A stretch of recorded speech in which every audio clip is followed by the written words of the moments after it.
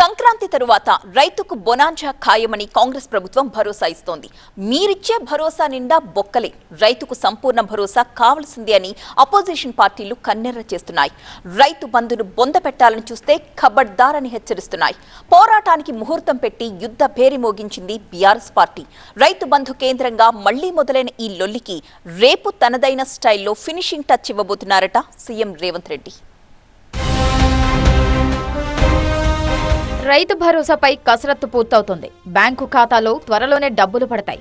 అన్నదాతలు బేఫికర్ అంటూ cabinet sub committee గట్టి సంకేతాలిచ్చింది. డిప్యూటీ సీఎం భట్టి అధ్యక్షతన జరిగిన తాజా భేటీలో భరోసా అమలుపై కీలక నిర్ణయాలు తీసుకుంది సబ్ కమిటీ. జనవరి 5 నుంచి 7 వరకు రైతు భరోసా కోసం దరఖాస్తులు స్వీకరించబోతోంది. ఇంతలోనే ప్రతిపక్షాలు అప్రమత్తమయ్యాయి. మళ్లీ దరఖాస్తుల ఇదెక్కడి వ్యవహారం అంటూ కస్సుమంది విపక్షం.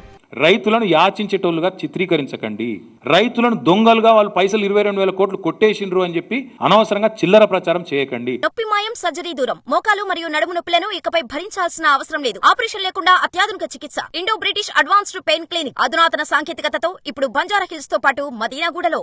క్రషర్లకు పోయినాయి, రియల్ ఎస్టేట్ పోయినాయి, గుట్టలకు పోయినాయి, రాళ్ళు రప్పలకు పోయినాయి అని అడ్డమైన దౌర్భాగ్య భాష ఏదైతే ప్రభుత్వం మాట్లాడుతుందో ఇది కేవలం రైతు బంధు పథకాన్ని బొందబెట్టేందుకే.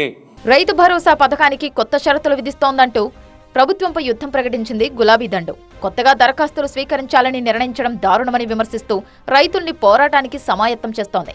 భరోసా ఎగవేత కారణంగా సగటు అన్నదాతకు ఇప్పటి వరకు ప్రభుత్వం ఎంత బాకీ పడిందో దండోర వేయడానికి సిద్ధమైంది ప్రధాన ప్రతిపక్షం.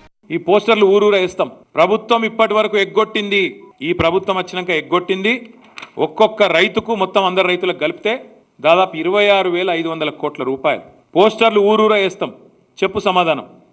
ఒక్కొక్క రైతుకు నువ్వు చెప్పిన ప్రకారం ఏమన్నావు నువ్వు అన్నాడు, ఒక్కొక్క రైతుకు ఒక్కొక్క ఎకరానికి నువ్వు పడ్డ బాకీ 17,500 రూపాయలు. ఒక ఎకరానికి బాకీ 17,500. ఒక ఎకరానికి 17,500 అయితే ఇగో 2 ఎకరాలకు ఎంత, ఎవరికైనా ఎక్కలు రాకపోతే 2 ఎకరాలకు ఎంత, 3 ఎకరాలకు ఎంత, 7 ఎకరాలకు ఎంత, ఇవన్నీ ఊరూరా పోస్టర్లు వేస్తాం. రైతులు అడుగుతారు, ప్రభుత్వాన్ని సమాధానం చెప్పాలి. రైతు బంధులో అవినీతి జరిగిందన్న ఉత్తుత్తి ప్రచారంతో ఆ పథకం మొత్తానికి బొందపెట్టే ప్రయత్నం జరుగుతోందని ప్రభుత్వంపై ఆరోపణలు చేస్తోంది బీఆర్ఎస్. రైతుల భూములకు సంబంధించిన లెక్కలన్నీ ప్రభుత్వం దగ్గర ఉన్నప్పుడు ఇంకా మీనమేషాలు లెక్కించడం ఎందుకు అనే ప్రశ్నను లేవనెత్తారు బీఆర్ఎస్ వర్కింగ్ ప్రెసిడెంట్ కేటీఆర్. రైతు భరోసాపై వేసిన కేబినెట్ సబ్ కమిటీపై సందేహాలు వ్యక్తం చేస్తోంది బీఆర్ఎస్. ఆచితూచి బొక్కలు వెతికి లెక్కలు గట్టి 5 ఏళ్ల తర్వాత రిపోర్ట్ ఇస్తే అప్పటిదాకా రైతులు ఆగాల్సిందేనా అనేది బీఆర్ఎస్ లాజిక్. సబ్ కమిటీ 5 ఏళ్ల తర్వాత రిపోర్ట్ ఇస్తుందని మాకున్న సమాచారం. 5 ఏళ్ళు అయిపోయినాక వీళ్ళు దిగిపోయినాక అప్పుడు ఇస్తారు రిపోర్ట్. ఏం సబ్ కమిటీ అయినా నాకు అర్థం కాదు. కొత్తగా కొండను దవ్వి ఎలుకని పడతారు ఎవడన్నా? అసలు ఏం చేసింది సబ్ కమిటీ సంవత్సరం నుంచి ఇప్పటివరకు రూపాయి రైతు భరోసా అయ్యలే. మేము పెట్టిపోయిన 7,500 కోట్లు తర్వాత వీళ్ళు ఒక్కసారి ఇచ్చిండ్రు. ఒక సంవత్సరం మొత్తంలో ₹1 ఇచ్చింది ఈ ప్రభుత్వం. ఆ రోజు మేము పెట్టిపోయిన పైసలు వీళ్ళు వచ్చినాక వంచిండ్రు తప్ప అది కూడా దిక్కులేక 3-4 నెలలు వంచిరు. అటు రుణమాఫీ విషయంలో కూడా కాంగ్రెస్ ప్రభుత్వాన్ని కార్నర్ చేస్తోంది బీఆర్ఎస్. ఎవరికి ఎంతెంత రుణమాఫీ జరిగింది, ధాన్యం కొనుగోళ్ల దగ్గర ఏ ఊర్లో ఎంతెంత బోనస్ ఇచ్చారో డిక్లరేషన్ ఇవ్వాలన్నది బీఆర్ఎస్ డిమాండ్. దమ్ముంటే ప్రభుత్వం గ్రామ పంచాయతీల వారీగా లిస్టు పెట్టాలి. గ్రామ పంచాయతీల వారీగా లిస్టు పెట్టు. ఏ ఊళ్ళో రుణమాఫీ ఎంత అయింది, రైతు బంధు ఎంతమందికి వచ్చింది, కౌలు రైతులు ఎంతమంది ఉన్నారు, భూ యజమానులు ఎంతమంది ఉన్నారు, రైతు కూలీలు ఎంతమంది ఉన్నారు, దుర్వినియోగం ఏ ఊళ్ళో ఎంత అయింది అది కూడా పెట్టు, చూస్తాం. అది కూడా రైతు భరోసా పేరు మీద రైతులకు మేలు జరిగితే గౌరవ ముఖ్యమంత్రి గారికి రైతులు పూర్తిగా నమ్మి ఏ విధంగా ఇంకా గొప్ప పేరు వచ్చి ప్రజల్లో ఒక నమ్మకం కాంగ్రెస్ పార్టీపై ఉంటుంది. ఏదో విధంగా విషం జల్లాలి, ఏదో విధంగా రైతులని తప్పుదారు పట్టియాలి, తప్పుదారు పట్టించి ఏదో ఉద్యమం చేయాలని చెప్పేసి ఒక దురాలోచన తప్ప కేటీఆర్కు ఎప్పుడు మంచి చేసే ఆలోచన లేదు. ప్రభుత్వం మెడలు వంచి రైతు భరోసా ఇప్పిస్తాం, రేపటి నుంచి ఎక్కడికక్కడ పోరాటం చేస్తాం, ప్రభుత్వాన్ని నిలదీస్తాం అని హెచ్చరించింది బీఆర్ఎస్. అటు బీజేపీ సైతం రైతు పక్షపాతులంటూ మీడియాకెక్కింది. భరోసా పథకంలో కొత్త కొర్రీలు పెట్టి రైతులను నట్టేట ముంచుతోందంటూ కాంగ్రెస్ ప్రభుత్వంపై విరుచుకుపడుతోంది. రుణమాఫీకి కోతలు పెట్టినట్టే రైతు భరోసాను కూడా దక్కకుండా చేస్తోందని, రైతుపై అణిచివేత జరుగుతోందని ఆరోపిస్తోంది.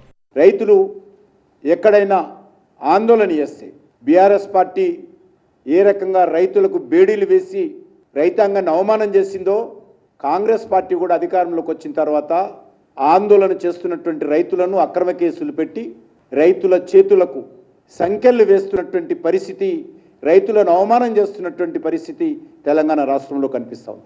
భరోసాపై సందేహాలతో రైతుల్ని ఏకం చేసే ప్రయత్నంలో విపక్షాలుంటే ప్రభుత్వం మాత్రం ముందుకే వెళుతోంది. సంక్రాంతి తర్వాత రైతు భరోసాను చెల్లిస్తామని మాటిస్తోంది. 4వ తేదీ శనివారం జరిగే మంత్రివర్గ సమావేశంలో రైతు భరోసాపై తుది నిర్ణయం తీసుకొని ప్రకటించే అవకాశం ఉంది. 4వ తారీఖు కేబినెట్ మీటింగ్ లో డిసైడ్ చేస్తామని లీకులు ఇస్తా ఉన్నారు. ఒకవేళ పత్తి రైతులకు గాని, కంది రైతులకు గాని, హార్టికల్చర్ రైతులకు గాని మీరు అన్యాయం చేస్తే తస్మాత్ జాగ్రత్త అని చెప్పి హెచ్చరిస్తా ఉన్నాం. రైతు లోకం తిరగబడుతుంది అని చెప్పి హెచ్చరిస్తా ఉన్నాం.